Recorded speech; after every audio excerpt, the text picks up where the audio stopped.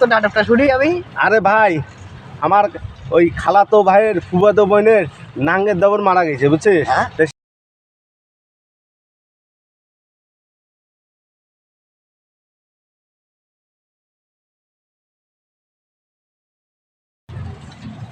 আসসালামু আলাইকুম ভাই।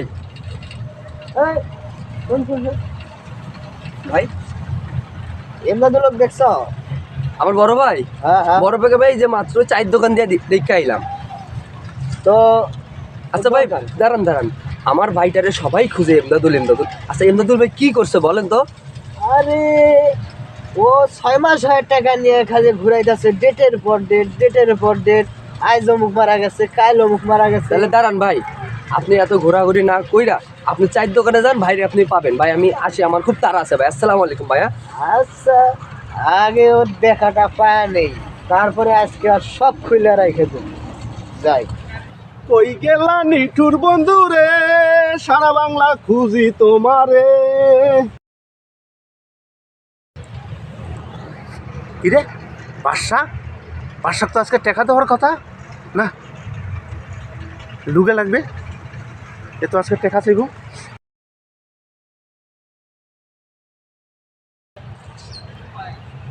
কিরে ওটা এমদাদুল্লাহ? কারণ তুই আমার বহুত ঘুরাইছস, আজকে তোরে পাইছি হাতে নাতে।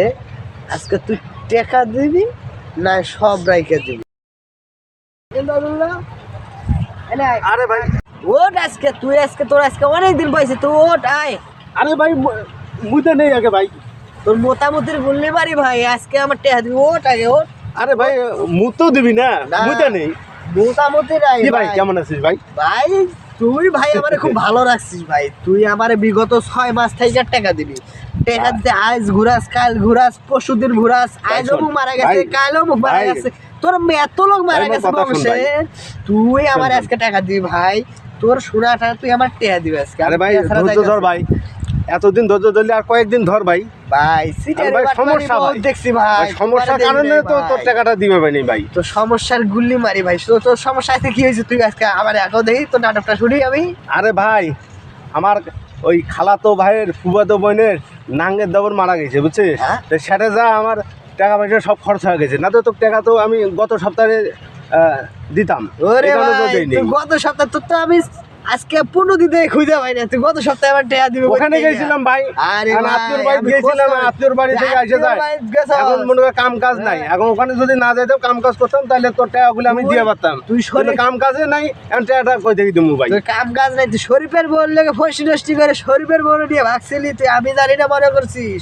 তুই আমার টাকা দিবি ভাই। ভাই জানলি কেমন? আমি ভাই সব জানি ভাই। তুই আজকে ভাই টাকা দিবি না, আমার সব এগুলো রাইখে দিয়ে যা আমারে ভাই। আর কয়টা দিন ধৈর্য ধর। না ভাই, এগুলো সব 3 দিন সময় ভাই। তোর কাছে কি আছে বাইর কর ভাই। শোন ভাই, 3 দিন সময় দে। সময় 1 সেকেন্ড নাই, তুই আমারে সব বাইর কর।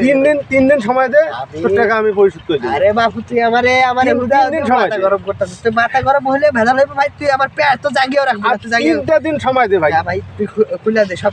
কি আছে বাইর কর, কি আছে বাইর কর। এগুলো দিয়ে দে ভাই। আগে সেই যে শীত পড়তো, যে শীত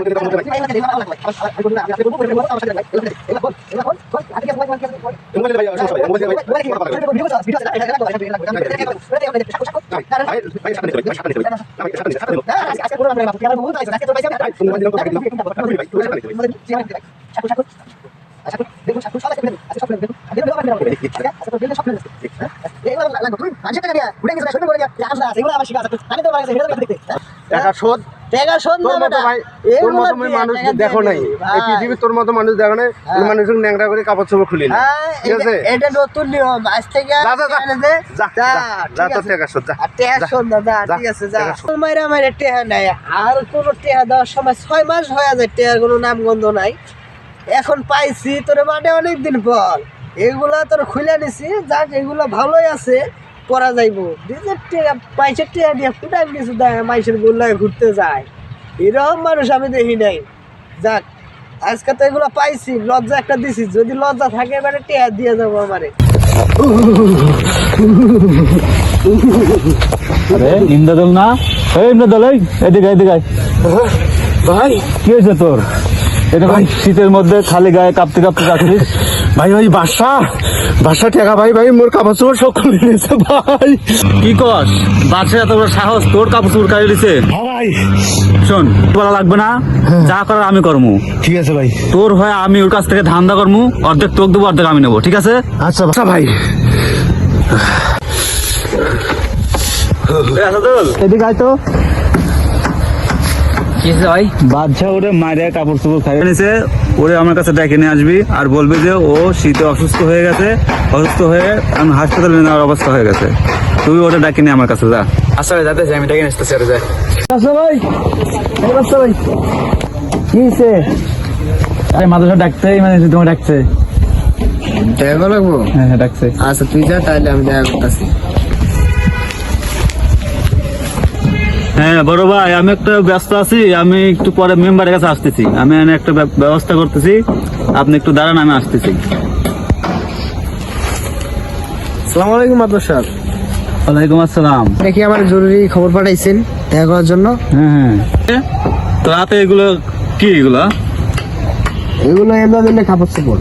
হ্যাঁ আমি এটাই শুনতেছিলাম, সে ইমদাদুল তো তুই কাপড় চোপড় খুলে নিছিস, সে তো অসুস্থ হয়ে গেছে, হাসপাতালে মেডিকেলে ভর্তি এখন।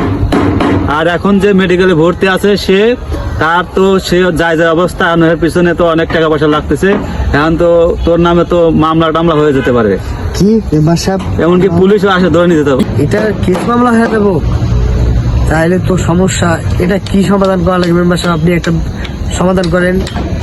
আমি এই মামলা মোকদ্দমা বাবা আমি নাই, এগুলোর মধ্যে আমি আমি মাপ চাই বাবা। দেখেন, তুই এই বিষয় নিয়ে টেনশন করিস না, আমি থাকতে তোর কোনো টেনশন হবে না।